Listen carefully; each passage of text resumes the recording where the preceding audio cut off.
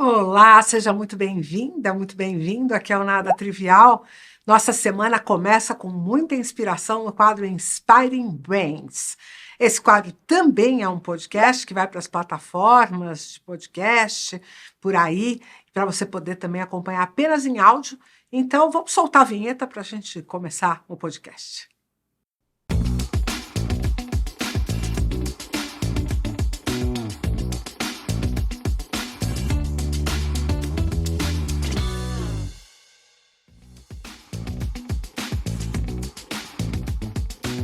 Olá, seja muito bem-vindo e muito bem-vinda aqui ao podcast Inspiring Brains. Esse podcast também é um quadro do canal Nada Trivial no YouTube. Então, se você quiser assistir a essa entrevista, você pode nos acompanhar por lá também. Você, estando ou em áudio ou em vídeo conosco, irá conhecer minha super convidada de hoje, que vai, obviamente, te inspirar nessa busca, né, da perspectiva da aplicação da neurociência no desenvolvimento humano, no desenvolvimento organizacional, na educação. Por que as pessoas procuram formações em neurociência? Essa é a pergunta que esse podcast tenta responder. E hoje a gente tem uma querida, Geraldine Chandler, aqui conosco. Querida, muito obrigada por você ter topado estar aqui conosco. Eu sei que tem que, né, mobilizar a vida para poder estar aqui com a gente. Então, muito obrigada pela sua generosidade de estar aqui com a gente. E a pergunta está lançada. Então, primeiro conta para o meu povo quem você é, para depois você explicar de que razão, por que motivo você foi parar no estudo da neurociência. Primeiro, eu quero agradecer, né, a oportunidade de estar aqui. Você é uma inspiração, né, eu acho que para todos que buscam a neurociência, e uma das coisas que mais me encantou quando eu te conheci nos cursos, YouTube, nas plataformas, é que você fala de neurociência com a linguagem que uma criança de 7 anos consegue entender. Isso, para mim, fascina muito, porque falar de cérebro, estudar cérebro é meio uma coisa, um bicho de 7 cabeças. A gente sempre, né, tem aquela fala, uai, né, coisa de neuro, eu falo, meu Deus, né, e você tem esse dom de esmiuçar isso, de clarificar isso de uma forma que criança de 7 anos consiga entender. Obrigada, querida. Então, eu sou fisioterapeuta de formação, atendi pacientes neurológicos adultos durante mais de 20 anos, fui para a docência na época do boom das faculdades particulares, e sempre me encantou, né, essa coisa de funcionamento do cérebro, de como funciona, de como um paciente pós-lesão cerebral, qual era o mecanismo que ele ia recuperar, o que é que eu poderia fazer para que essa recuperação fosse mais efetiva. E sempre tinha uma pergunta no ar: o paciente melhora com fisioterapia, apesar da fisioterapia, ou tem uma melhora espontânea que iria acontecer, né, com a minha atuação ou não? E isso sempre me mexia, né? Entender por que isso, entender essas coisas. E essa foi minha busca. Eu tenho um valor teórico muito grande, então eu sempre estou querendo mais, estou atrás de cursos, livros e alguma coisa nova para conseguir entender tudo isso e colocar na prática. Já na fisioterapia, você já escolheu a neuro? Já na fisioterapia, eu escolhi a neuroreabilitação. No início, em pacientes de lesão do sistema nervoso central ou periférico também? Sistema nervoso central. Periférico era muito pouco. Né? Sistema nervoso central. É um desafio. Já de cara, você já pegou. Já peguei uma bucha. Porque a fisioterapia tem a respiratória, a cardiovascular. A ortopedia, que é, né, que é mais comum. A mais que todo mundo mais vai. Você foi logo já ali na mais complexa mesmo. Isso era meu motor. Eu acho assim, complexa, obviamente não desmerecendo dos outros campos, mas por conta dos mistérios, né? Isso que você está levantando quem sabe, as pessoas não têm muito essa noção, Sim. Mas o fisioterapeuta que atua em neuroreabilitação, que trabalha com pacientes pós-AVC, pós-trauma, pós-cirurgia, ele não sabe muito bem, ele está tateando um pouco no escuro, né? Muitas vezes. Está tateando no escuro. E a gente, a grande questão é: tem neuroplasticidade? Tem, é óbvio, a gente sabe que existe, mas como é que isso funciona após uma lesão? E será que funciona? Para quem e como e quais são as condições, né? Realmente para quem funciona, como funciona, o que é que eu, como fisioterapeuta, posso fazer para estimular isso, para que isso aconteça de uma forma mais efetiva, né? E devolva ao paciente o que é que ele quer, que é a independência, a mobilidade, né? E que muitas vezes a gente sabe que não é possível. E tem as questões da linguagem, isso envolve outros profissionais, vem TO, vem... É uma equipe multi, né? É uma muito equipe legal. multi. E eu sinto muito, assim, que é uma área tão bonita a fisioterapia e, ao mesmo tempo, é tão desacreditada, Tem um né? certo desprestígio, né? Com certeza. E eu vejo que cada dia mais isso acaba aumentando um pouco. A gente vê profissionais não tão preparados, principalmente na área da neuro, que é uma área muito complexa, e não é só o estica e puxa, né? Não é só o levantar peso, não é só fazer um alongamento. Tem uma função ali por trás. E o que fazer para tirar isso do paciente, né? Para que com isso ele consiga ter um retorno. O que é que eu posso fazer? O que é que o cérebro me dá de possibilidades de reabilitar esse indivíduo? É desafiador. E aí você ficou quanto tempo trabalhando? Fiquei 20 anos trabalhando com isso. E depois disso, aí filhas pequenas, minha família não é daqui. E aí eu migrei para uma empresa de cosméticos. Fui para a Mary Kay. Lá cresci, fui diretora, tive carro rosa. E aí, de repente, me vi com 200 mulheres, né? Gerenciando conflitos, ensinando, dando treinamento. Eu falei, o que é que eu faço com essa mulherada? A maior 99% eram mulheres e acho que ainda continua mais ou menos assim. E aí essa busca aumentou, porque aí aquela coisa que me incomodava, que me puxava na fisioterapia aumentou. Porque assim, eu tinha um questionamento muito grande de como fazer esse paciente aderir ao tratamento em casa. Porque ele vinha para a fisioterapia, mas ele vinha 1, 2, talvez 3 vezes por semana na fase aguda. Mas a gente sabe que se ele não fizesse em casa, ele não ia ter um retorno. E eu sei que aquele treinamento que eu dava para uma consultora, se ela não colocasse em prática, se ela não fizesse, também não ia ter retorno. E hoje eu trabalhando com líderes em empresas, como é que eu faço para que esse líder tenha aderência a isso? Como é que eu faço para que ele continue naquela busca, que ele continue motivado a aprender e colocar em prática aquilo que a gente traz? Então, essa busca continuou. Né? Então, a questão da andragogia, para mim, sempre foi muito, muito desafiadora. Né? Como é que eu motivo um adulto? Mas quando você saiu da tua função como fisioterapeuta e foi para a área de cosméticos, obviamente você deve ter começado representando, Sim. né? E aí você foi crescendo, né? Você não usava aquele conhecimento de neuro que você tinha para liderança ou você já conseguia fazer essa ponte? Eu já fazia essa ponte. Que legal. Né? Tateando no escuro, mas eu já fazia essa ponte, porque eu estava na saúde, né? Então eu não estava no comportamental. Então eu tinha um insight, alguma coisa que eu saberia que poderia ir por ali, mas eu não sabia como.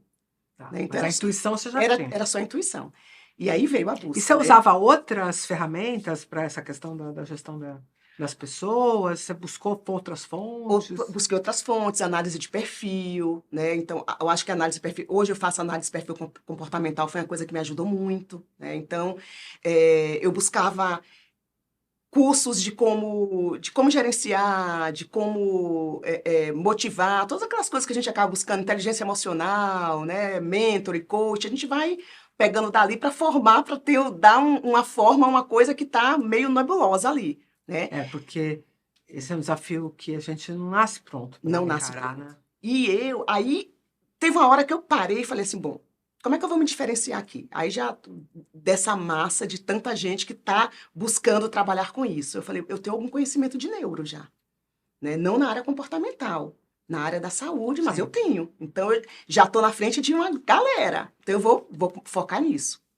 E aí, eu fiz a pós da PUC, RS, que você deu aula, com o Goleman, uma aula fantástica, por sinal.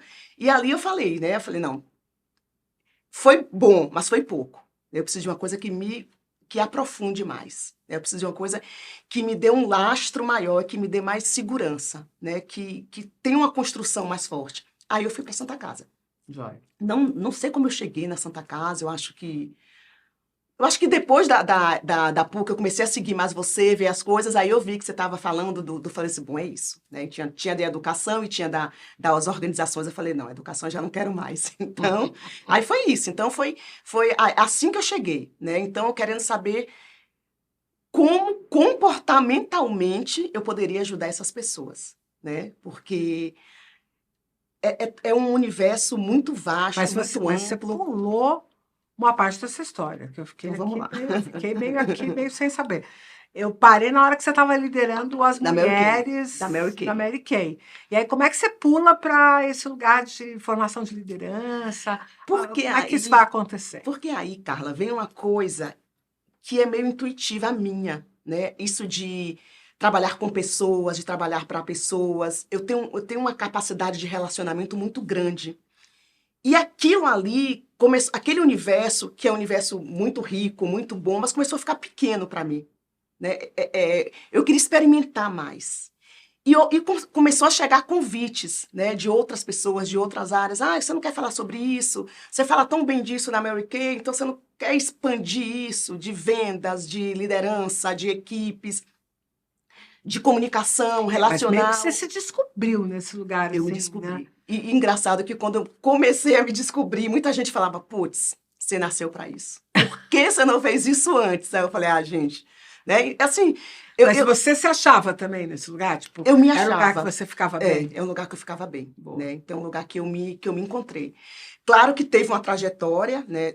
A fisioterapia me trouxe até esse lugar e eu sou muito grata porque em sala de aula, eu acho que foi o meu maior laboratório, né? É um dos grandes laboratórios ali eu dei aula na Uniban, na Ítalo Brasileira, na São Camilo, na Unip, Em na FMU, em neuroreabilitação. neuroreabilitação, né? Então, eu dei aula e pegava a turma na Uniban, eu pegava a turma de 200 alunos, né? Então, eu era uma artista, né? Então, eu pegava o microfone e ali eu contava piada, e ali, né? Além de falar de neuroreabilitação, eu ainda, porque para você prender 200 alunos não é fácil. E aquilo foi uma escola muito grande para mim, e eu me lembro que na época de escola, eu não era tão desenvolta assim, né? Eu era aquela que na hora do trabalho em grupo, eu ficava a última. Gente, se sobrar alguma coisa eu falo, mas fiquem à vontade. E depois eu me vi naquele lugar, naquele palco, que aquilo é um palco, e eu me descobri. Né?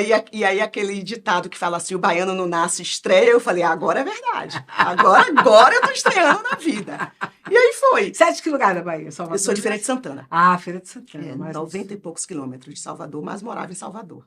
Muito legal. Então foi isso. Aí saí daí do universo da fisioterapia, de sala de aula, fui para a Mary Kay, foi uma escola também muito grande, porque os conflitos ali são outros, né? E aí vem a questão de não só da liderança, não só da venda, né? Não só do autoconhecimento daquela pessoa, mas vem uma questão familiar envolvida, a questão de crenças, a questão de autoestima baixa, e aí tudo aquilo eu tinha que trabalhar, mas eu não sabia como lidar com tudo aquilo. Alguma né? característica especial por ter tanta mulher assim, você acha? Eu acho que uma característica que eu vejo muito quando a gente está no universo feminino é a falta de autovalorização. Né? Então, sempre achar que eu não sou capaz, que o outro é melhor, né? Que eu sou dona de casa, muitas vezes tinham donas de casa que não trabalhavam, que não poderia fazer aquilo.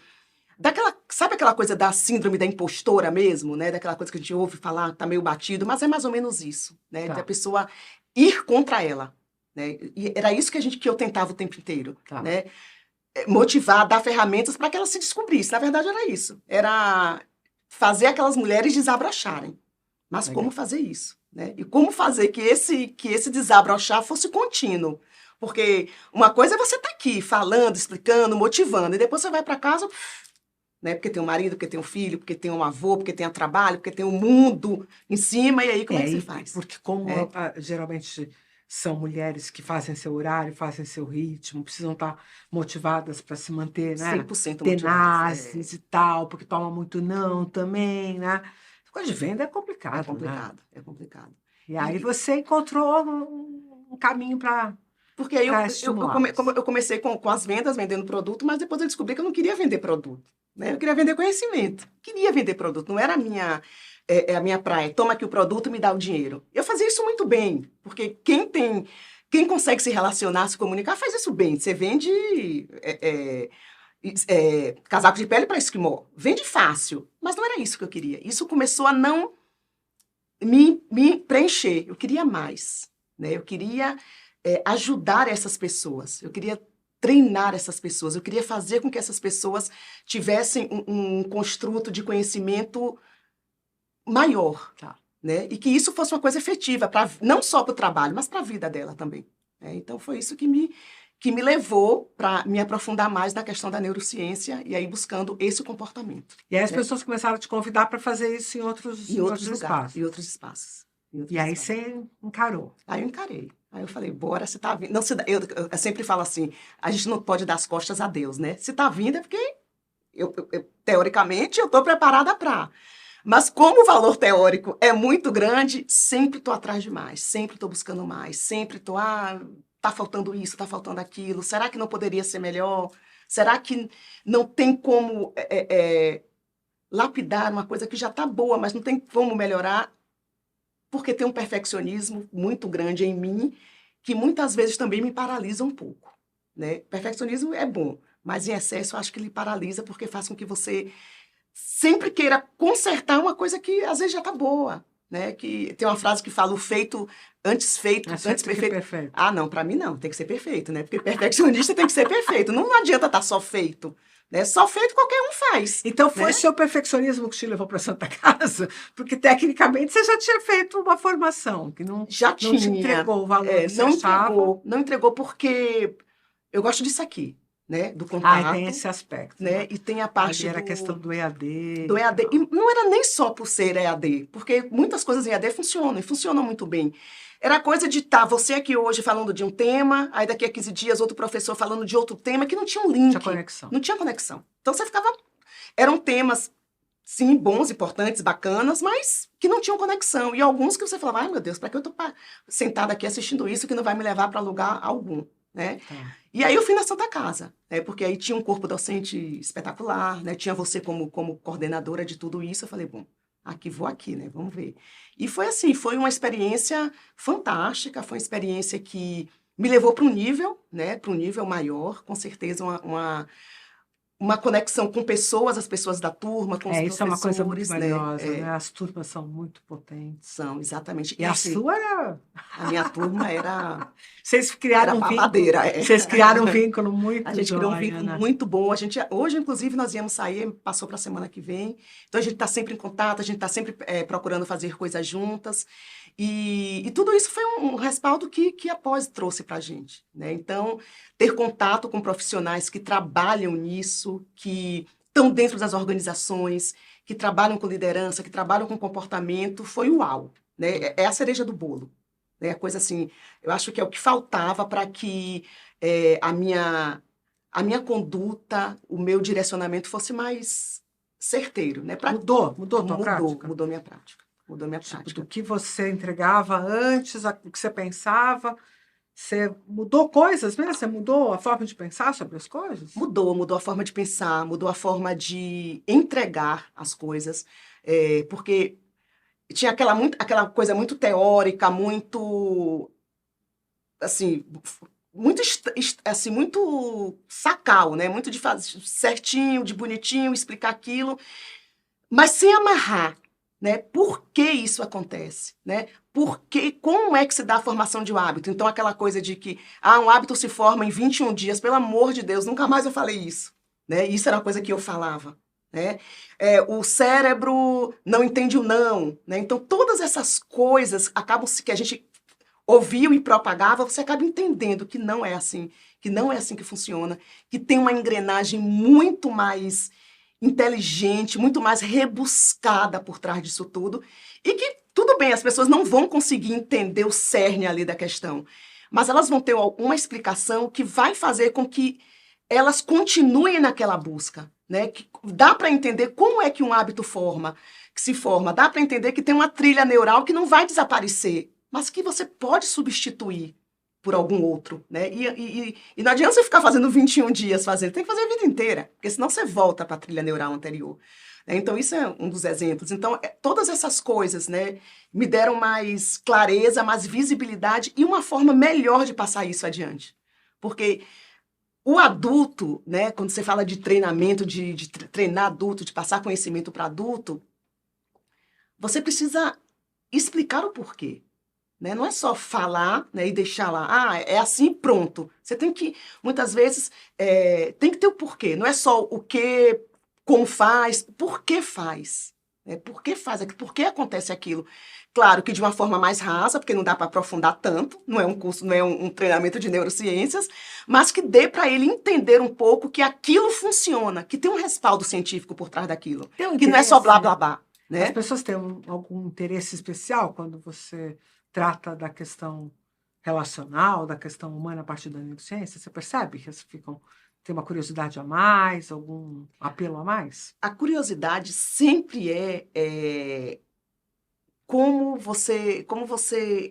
Geralmente, o que mais vem é como você deixar hábitos antigos, né?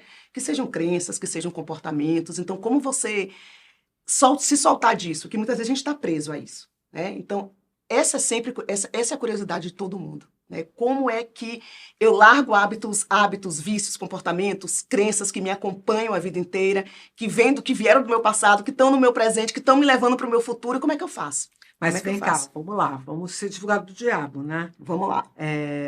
Muitas diferentes disciplinas, diferentes formas de se estudar o ser humano possuem suas explicações e seus modelos para tratar esse tema, porque, obviamente, esse tema é um tema recorrente, né? Sim. O que torna a neurociência diferente, especial, melhor, pior, nesse aspecto, para as pessoas? Para essa percepção do nosso público que está lá, né, ansioso por respostas. Porque quando a gente fala de neurociência, a gente fala de um órgão, né, de um cérebro, de um órgão principal, que está orquestrando tudo isso. Né? E a gente consegue explicar sem devaneio, sem cair no do blá blá blá de um que falou, de outro que falou, de a live que eu assisti. A gente consegue ter uma coisa, um lastro por trás disso. Porque é isso que muitas vezes as pessoas procuram, né? Como é que... porque tem uma forma como essas memórias são formadas. Né? Tem uma forma como eu formei essas memórias. E será que tem uma forma de eu apagar essas memórias? Né? Será que se eu ficar falando um mantra todo dia, eu sou poderosa, eu sou forte, eu vou ser rica, será que eu apago isso? Não, a gente sabe que não. Então, como é que o cérebro, como é que a neurociência me leva para esse caminho? Como é que eu consigo mudar alguma coisa, mudar um comportamento meu, baseado no que a gente sabe da neurociência, do comportamento do cérebro, de como o cérebro se comporta, de como eu posso fortalecer isso, de como eu posso fomentar isso. Né? Então, é muito por esse lado, né? De ter um embasamento mesmo palpável, alguma coisa que eu possa me segurar. Né? Não é só fazer por fazer. Eu faço porque a gente sabe que tem um mecanismo que funciona, que funcionou lá atrás, que eu fiz eu formar minhas memórias, está lá no hipocampo, que tem uma amígdala que, quando é sequestrada, então tudo aquilo que a gente estuda, que a gente vê, então as pessoas, a gente consegue entender hoje e consegue passar isso para as pessoas. Então a gente sai muito desse caminho do empírico, né? Do não científico, do popular, do casual, e entra numa coisa mais robusta. Você se sente mais confortável a partir dessa perspectiva? Sinto, muito mais. E como é que você tem atuado hoje? Qual tem sido a sua prática? Hoje eu trabalho, né, em empresas com líderes, treinamento de líderes, porque o que eu vejo muito é que tem muitas pessoas que estão nessa função de líderes, mas que elas não se prepararam para isso. E muitas querem e outras não querem, outras são jogadas, e porque você tem um aumento ali, uma vantagem financeira, né, um status. Dá para fazer esse milagre de gente que não quer ser bom líder? Dá. Milagre não, né? Mas dá para você moldar um pouco a pessoa, mas a pessoa precisa querer. Mas dá. Dá para você dar ferramentas para que essa pessoa consiga ser um líder melhor. Mas assim, eu sempre falo que ela precisa se liderar antes, né? Então, uma coisa que eu ouço muito é, porque eu procrastino, eu falo, então vamos parar tudo. Porque se você não está conseguindo se liderar a ponto de procrastinar, então você não vai conseguir liderar o outro. Né? Então, porque também vem muito essa, como eu acabo com a procrastinação, né? Pô, senta a bunda na cadeira, faz uma agenda e mete o pau. Não dá para ficar, né, querendo teoricamente como acaba com a procrastinação. Isso é prática. Então, o que eu trabalho hoje é isso. Então, desenvolver essa liderança. Então, tem muita empresa que chama, que acontece muito, você deve estar acostumada com isso, de que o cara era o melhor vendedor e hoje era o diretor de vendas. Aí você perdeu o vendedor e não ganhou o diretor de vendas, e como é que a gente arruma isso? Será que esse cara quer ser diretor de vendas? Será que ele não estava melhor onde ele estava? Né? Aí entra a análise de perfil para a gente resolver tudo isso. Então, eu faço esse treinamento. Então, as empresas vêm, muitas vezes em grupo, muitas vezes individual, alguém que você quer fazer um plano de carreira, então prepara, arruma, ajeita, e aí a gente vai, e a gente segue. Muito bom. E está feliz com essa prática? Super feliz, porque trabalhar com pessoas é uma coisa que eu amo, né, que me alimenta, então tem coisas muito boas, tem coisas não tão boas, né, tem coisas que saem da sua alçada, tem coisas que você fala, não, amiga, vai no psicólogo, vai no psiquiatra, que aqui já não é mais comigo, esse milagre eu não consigo fazer, né? Mas ter a percepção, né, de que não tem esse milagre é super importante. Né? Sim, com certeza, porque não tem milagre, né? Não tem. Então, e a busca continua, né? Porque algumas pessoas você faz, você treina, você desenvolve e ela continua. E ela vai. E tem outras que não. Essa é a pergunta de $1 milhão de dólares. Né? Eu queria ter essa resposta. Essa busca, ainda estou nessa busca, Carla. Muito bom. Né? Então... E como é que você hoje tem visto essa democratização assim, da neurociência? Está em tudo quanto é lugar, rede social, deve ter gente concorrendo com você e pelos mesmos clientes, falando que usa neurociência. Como é que está esse mercado aí, essa história? Eu acho que, assim, esse mercado está meio banalizado, né? Então, hoje é neuro tudo, né? Neuro tudo é tudo. Você quer fazer alguma coisa, você fala, vou vender aqui uma neuroágua. Neuroágua, tudo é neuro, né? Porque as pessoas querem um lastro, elas querem um respaldo de alguma coisa, né? Então, eu acho que banalizou muito. Eu acho que tem muita gente falando bobagem, muita gente falando besteira. E quando você tem esse conhecimento prévio, você consegue discernir já isso e fala, puta merda, cala a boca.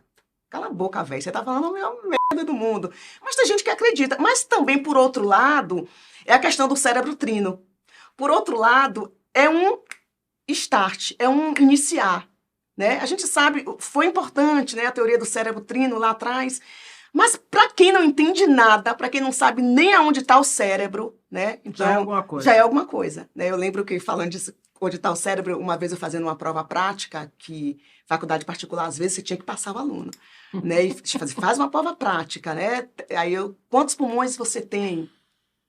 Um pulmão, professora. Eu falava, não, calma, senta, respira. Quantos pulmões você tem? Eu já estou falando.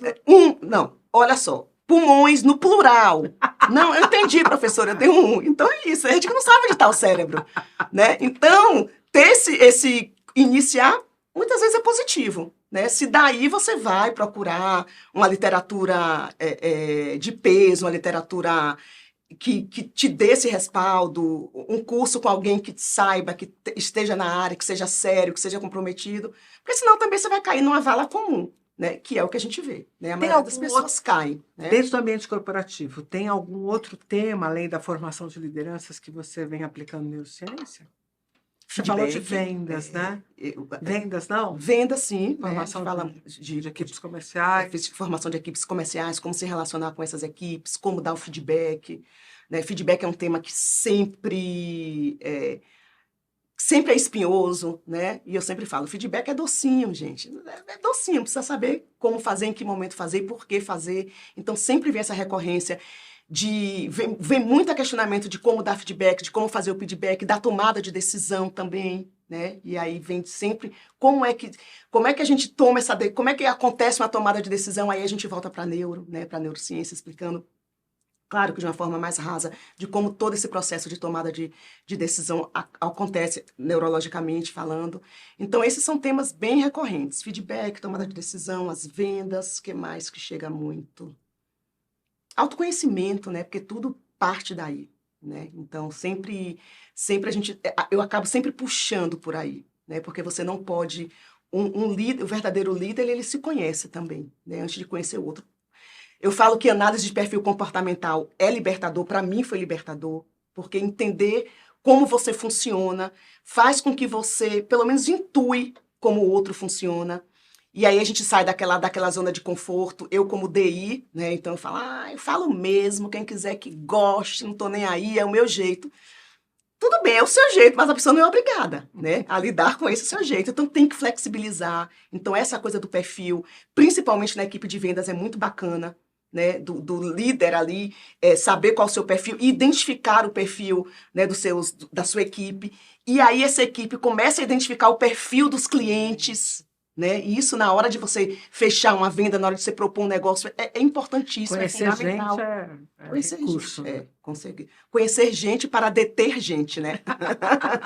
Então, E daí daqui para frente, quais são os sonhos, o que você está construindo, como é que está daqui para o teu olhar de frente, futuro? essa é uma pergunta que eu estava me fazendo esses dias, né? Para onde isso tudo vai me levar, né? Onde eu quero, o que é que eu quero disso tudo? Acredito que continuar trabalhando com pessoas é uma coisa que sempre me motiva, que sempre me motivou, acho que vai continuar me motivando. Algum desafio especial com essa história da inteligência artificial? Como é que você tem visto isso? O desafio é não usar a inteligência artificial para fazer meus textos, né? Porque hoje você fica tentado, né? Gente, para que eu vou bater a cabeça aqui? Porque se tem uma coisa tão pronta, eu posso melhorar. Então, esse é um desafio. Eu acho que a inteligência artificial, ela veio sim para ficar, mas ela não vai substituir nunca a nossa engrenagem cerebral, né? Eu acho que a inteligência artificial vai fazer o que a gente treinar ela para fazer, né? E o cérebro não. O cérebro a gente tem aí múltiplas, infinitas possibilidades. Mesmo que a gente treine o indivíduo, ele vai ter infinitas possibilidades de fazer aquilo. Então, acho que tem um limite aí para essa inteligência artificial. Então, eu acredito que tem esse boom, como tudo que é novo, mas daqui a pouco as coisas vão se acomodando e vai ser usada, e está sendo bem usada para algumas coisas, sim, para outras nem tanto, né? Quando a gente fala de emocionalidade, aí não tem inteligência artificial que dê conta, né? Que dê esse suporte.